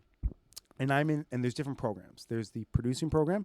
There's the writing program. There's the production program, which I was in, which includes producing and writing if you want it to. Okay. And then there's the critical studies program. Now, the critical studies program is where you can get a PhD in film. But it's not in filmmaking, okay? Yeah. It's critical studies. So you're becoming a film reviewer. Right. You're becoming a person that writes philosophy about filmmaking. You know what Yeah. I mean? So the MFA that I have, that's a terminal degree. Then there's this other doctorate degree, which is in critical studies. You know what I mean? So I have an MFA in production, critical studies. Now, in critical studies, there's this teacher, and it's all part of the same building, you know what I mean? The same campus, Yeah, everything like yeah. that. We're all there together. There's this teacher there named Drew, and we have, even the production program, everyone takes classes within each other, you know what I mean, a little bit, you know what I mean, Yeah. so we dip our toes into each other's in that way. There's this guy there who's the head of the critical studies program. His name is Drew Casper, and he is at the time, he was the highest paid professor in the world, okay, this guy.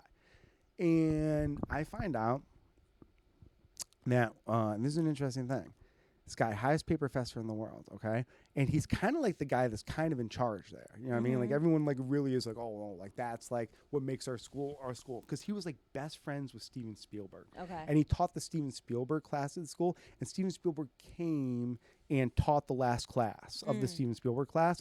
And Drew Casper taught it. And so he was like close friends with Steven Spielberg. And that was a big reason why he was like, just next to greatness. next to greatness at Yeah. the school. Okay. Now, here's the thing about the guy, Drew Casper, he's an open gay man. And, but here's what's interesting is he used to be a Catholic priest, still is Oh. technically, Jesuit priest. And I guess he came out as open gay. And because of that, they asked him to leave. Right. But I don't know. This Yeah. is like complete hearsay in Got that it, way. okay. But he used to be the film historian for the Vatican.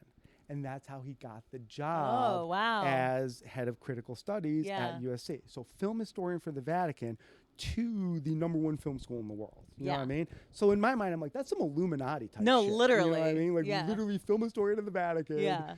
to, Jesuit priest, you know what I mean? Film historian of the Vatican to head of the critical studies program at the #1 film school in the world. Okay. Yes. So I'm like, that's some Illuminati type shit. Well, one day I'm standing there. And because I've grew up in these right-wing Catholic places, and I know priests who are in orders. Priests who are in orders are very different than priests who are. When we think about priests, we think about parish priests here in the United States, what are called diocesan priests. Yeah. Priests and orders are very different. A lot of orders are they're like military orders. So the Right. priests are like very physically fit. They're like ninjas. You know what I mean? And they don't work with local communities. They literally live in like monasteries doing like ninja stuff. Right. You know what I mean? A lot of times they work at universities and stuff, like high-level universities. So he was this guy, apparently, so an open gay man, very proper, physically fit, ex-priest from what I understand, but not technically, because I guess from what I know, you can never leave. Once you're a priest for life, right? But he's the head of the critical studies program. Never dresses as a priest, dresses as a professor. But one day I see him outside in the courtyard of the SCA, the School of Cinematic Arts. I see him outside in the courtyard. And he's pacing back and forth, rosary beads in hand, praying the rosary. You know what I mean? And I think to myself, I'm like, hey, man, if Drew Casper can pray a rosary in public, he obviously prays every day a rosary, you know what I mean? Because it wasn't the only time I saw him. I saw him do it numerous times, but this was a thing that he did. And he didn't do it every day, but this was a thing, in the courtyard. I'm sure he did it every day, but he didn't do it every day in the courtyard. But he was praying the rosary in public. And he wasn't doing it to be like showy. It was just time to pray the rosary, and that was a good place to walk, was in the courtyard and everything. It's a meditative experience. It's a meditative experience, and that's what he was doing it for. And I realized, hey, it's this tradition that brings me closer to my mother. And it's a meditative experience, just like Drew Casper was doing. Yeah. And so I said to myself, you know what? I'm going to keep this one practice. Wow. Because for my mom and because of Drew Casper, I'll hold on to this one practice. So yeah, that's actually the story behind that one practice of why I hold on to it. Very cool. Yeah. I love that. We've been talking for so long. For sure, of course. I could talk to you for forever because you're just so interesting. But thank you. Curious. Do you believe in hell?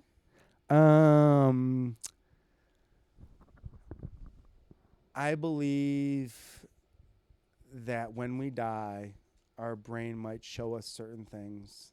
And let's say that happens for a few minutes. In those few minutes, because there's no existence afterwards, those few minutes are eternity. They will be. In those few minutes, few minutes are eternity. That really just blew 100%, blew because my socks the off. second you don't exist is you don't exist anymore. So those few minutes are eternity. Yeah. For sure. Yeah.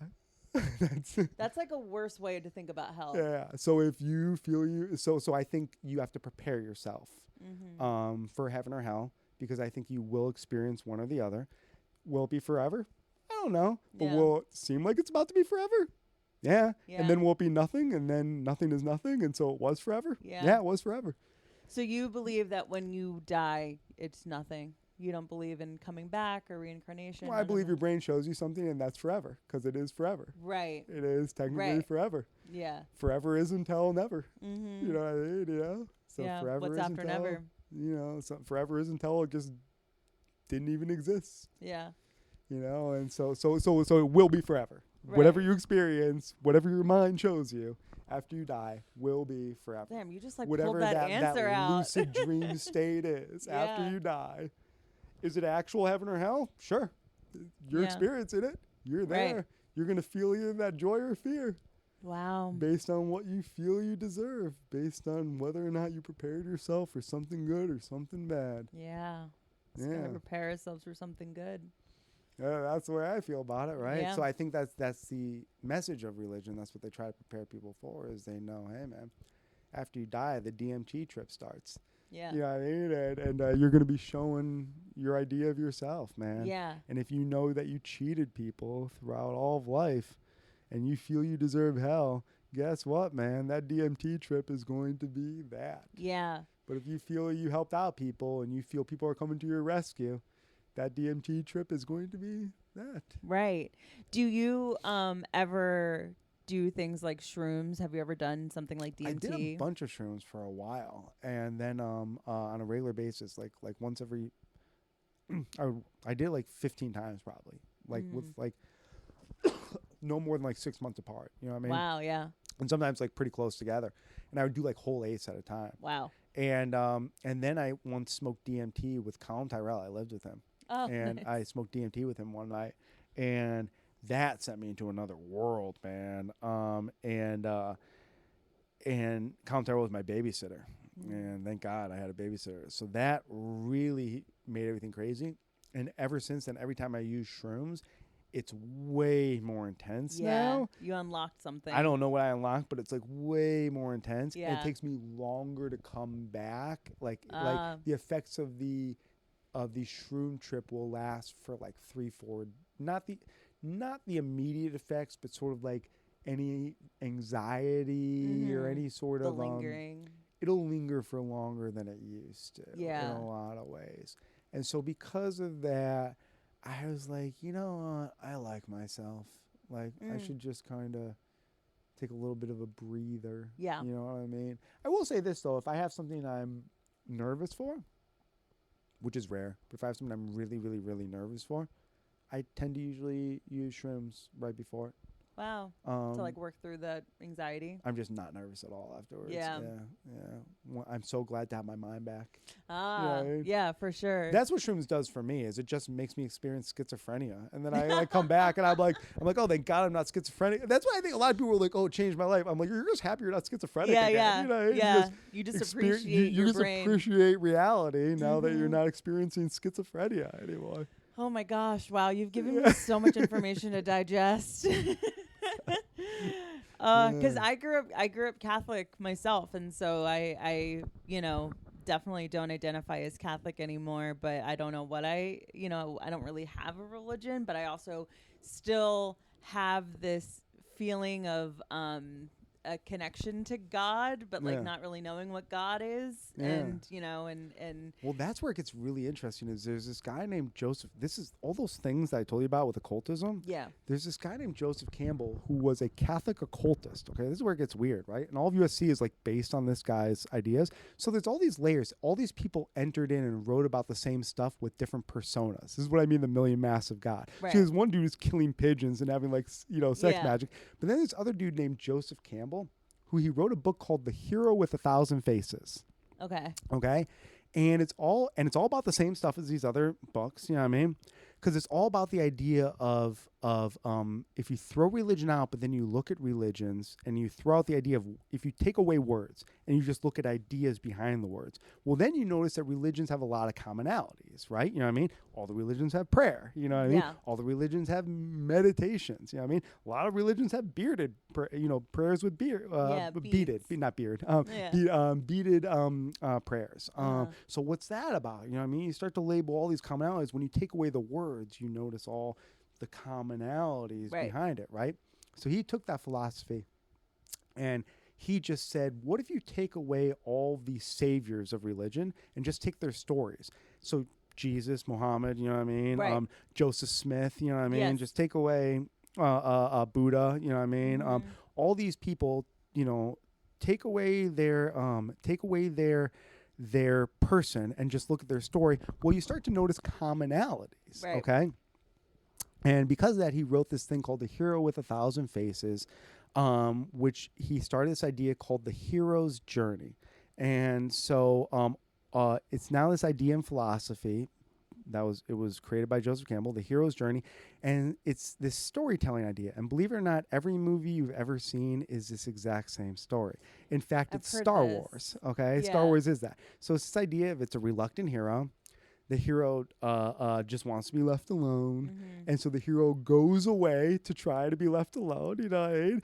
And then God or some outside force calls the hero back. Story of Moses. Moses goes into exile. You know what I mean? The burning bush happens and now Moses has to go back. So Jesus goes into the desert for 40 days. Then he has to come back. Buddha goes and sits under the tree until enlightenment happens. Then he comes back. So you go away and then you come back. Yeah.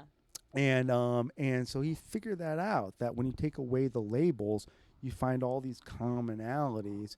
And this is an interesting thing. When I went away for that year, the thing that happened at first, and this actually also made me believe in that mindset, in order to start that year, that Catholic year away, this volunteer year, they make you do this thing. It's called the spiritual exercises. It's a Jesuit thing. It was created by St. Ignatius of Loyola. Now, the Jesuits do it for 40, do it once in their life for 40 days. It's meant to mimic what Christ did. Right. I did it for only 10 days. It's complete silence for 10 days. So I did that for 10 days. Wow. And what it is that was a weird experience for me. Yeah. Okay. The reason why is all your senses get super heightened Yeah. during those 10 It's days. like being on shrooms. And it's like being on shrooms naturally. And so you kind of meet God in a weird way. Right. You know what I mean? And you realize you're like, oh, imagine if this was 40 days. You know what I Yeah. mean? So what it is I was in this seminary doing it. And I was with all those other people who were volunteering. And we were all just locked away in the seminary for 10 days in silence, not allowed to talk to each other. Do you talk to yourself? In your head, you know what I mean? In your Like head, that, not you know? out loud. Not supposed to be out loud. Yeah. You know what I mean? Anything like that, you know what I mean? But I would read the whole time. I read the whole time. Right. And I was never able to imagine what I was reading clearer. It was like a superpower. Whoa, that's so cool. It was wild just because everything else was shut off. All Right. the other inputs were shut off. Right. So that one input became, Yeah. it was literally, I was reading Tolkien books and I was like, I was there Yeah. in Middle Earth. It was so weird and That's so wild. so cool. And so, if yeah. you could like bottle and sell that, you'd be a billionaire. And so I'll tell you, it's and because of that, it made me addicted to solitude. That's one of the weird sort of Yeah. things that happen because of that. Because I'm like, oh, if I need to figure out what to do, I just need to go away. It's like it's like someone gave me that trick once. Yeah. The whole Jesus go away, Buddha go away, Moses go Yeah. away trick. And I realized that, oh, the longer you go away, the more God taps you on the shoulder and tells you what to do. Whoa. You know what I mean? And it That's makes so sense, cool. right? Because it's just your brain working shit out. You know Yeah. what I mean? Like your brain just kind of funnels everything out because you went away. Wow. Yeah, solitude. Solitude, man. Yeah. That It makes me look at guys like when I first started doing comedy out at the Comedy Store. Hey, ready for this? The comedians that made it, like really powered through, are and who are healthy mindset wise, are the comedians that talk to nobody. They would sit there in the corner by themselves. Hey, you know who that is? Theo Von. yeah. Theo Von was. There are three guys that would sit in the corner by themselves and talk to fucking no one. Okay. Yeah. And I'm going to name one name, and you might not like one name, but for better or for worse, I think these three guys are three of the healthiest dudes I've ever Try met in me. stand-up comedy. Theo Von is one, Dove Davidoff is another, and the third is Chris D'Elia. Yeah. Those three guys would sit in a corner and not talk to anyone. You couldn't beat those guys into a conversation. Those guys, I will tell you straight up, those three men love solitude. Yeah. And that's why you'll never finish those three guys. And Dove doesn't do as much as those other two, but those other two guys, you'll never beat them because that's why those two guys do podcasts alone. Right. Theo Von and Chris D'Elia do podcasts just by themselves. Yeah, that makes No one sense. else does that. No one Yeah. else can just rant for that long. Yeah. Those dudes would sit in a corner by themselves. Yeah, none of the other podcasters have solo. Tim Dillon Tim does. Dillon. I was Tim literally Dillon going to has, say so Tim he's Dillon. but I haven't seen him in Yeah, clubs. yeah, I haven't yeah, seen yeah. his environment. Yeah. You know what I mean? But The way I he saw is those someone guys. that I feel like you can just tell by the way he lives his life. He has friends around him, but like, you know, he like I guarantee you that guy experiences a lot of solitude. I think a lot of solitude. I guarantee you, because I will tell you this: Chris D'Elia and Theo Von were two guys that they would sit in the corner, man, and they weren't dicks about it. Right. They just, man, they were inside their own head. Yeah. They were waiting for their turn to go up, and then they would go home. D'Elia Yeah. never drank. You know what I Yeah. mean? He would just show up. He'd hang out. You know what I mean? He'd sit there. Just sit there for a bit. Yeah. Kind of awkwardly. They would sit there awkwardly. and then they'd leave. I never understood. I have a hard time like being in a conversation with you and then it's like, oh, Kelly, you're up. It's like, I need like a few minutes to like stop down and get my head clear before I get on stage. Like Yeah. I need that time alone. And so I think I'm going to look more into solitude because I feel like sometimes I feel bad about my nature to be more secluded. But I always feel better. Like Yeah. I always feel more refreshed. Like I had a period of, and we are going to stop down soon because I have to get this edited Yeah, of because course, it's yeah. going up tonight at midnight. But I had a period of being unemployed for about 6 weeks Okay. back in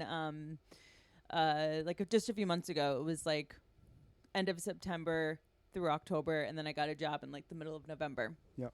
And I spent so much time alone just walking my dog. And that's when I get all my best thoughts when I'm in the shower and when I'm walking. Yeah, 100%. And 100%. that's, you know, because I'm just like, I'm just alone. I'm just with my own thoughts, unless of course I disrupt that piece with like music or a podcast. But I really try to not walk with AirPods in, because like I want to be able to just experience being alone and what's that like, and having the thoughts flow. You know whose secret that is Andrew Castertano. Oh, So Andrew so Casterano, funny. I'm very fascinated with, because he's the only comedian I've ever met that's not derivative of any other comedian. Yes. Only comedian I've ever met in my entire life. Yeah. That is 100% not. I can't name the person that was before Andrew Casterano that does what he does. You know what I mean? 100%. So 100% not derivative. So one day, I guess out of curiosity, I go, "Hey man, who do you like in comedy? Like, what do you listen to in comedy? Like, who do you like?" He goes, "Oh, I don't." He goes, I've never listened to comedy. I don't listen to comedy." And that actually makes sense. I'm like, "How do you come up with your jokes then?" He goes, "I smoke weed and I go on walks and they just come into my head." And I'm like, "Yeah, well, that's how it happens." And he's like, so funny for it. And that's He's that's so straight funny. from God. That's straight from God. Yeah. It's not derivative of anything. How do you explain that other than God? Right. It's literally God putting thoughts into his brain and then God going, "Hey man, go on stage and do this." And he goes, "Okay." Yeah. Yeah, And he that's does it in such a funny way. Yeah. And it's not derivative of anything because it's Yeah. straight from the universe. Wow. Straight from the other side. Yeah. Beautiful. It's just what makes Andrew laugh, and that's it. Yeah. Gosh. So pure. This was amazing. Oh, thank you. This Thank has been you amazing. so Thank much you. for coming on. Thank you. So great. With this conversation went to so many different places. Any final thoughts? No, thank you for having me. Yes. Thank you for having me. Okay, let the people know where to find you. So Didn't Die is premiering at Sundance. The big premiere is on January 28th. I will be in Park City for that. And I believe there's at least one chance to screen it online on the Sundance website, like during the festival. So there's like this one time at like 10 a.m. in the morning where you can watch it virtually. Post about after it, it premieres on 28th, because it's shown in theaters like 5 or 6 times during the festival or something like that. And then it has one virtual screening online during the festival and everything like that. And then we sell it to somebody who then distributes it on a streaming platform. Amazing. So yeah, we have a sales agent and everything. So it'll go to like Netflix and all that. So keep track of Didn't Die. Yeah. And then also Joe Camerota. Just look me up on social media. You see my face here. So if you type in Joe Camerota, you will find my socials. Very cool.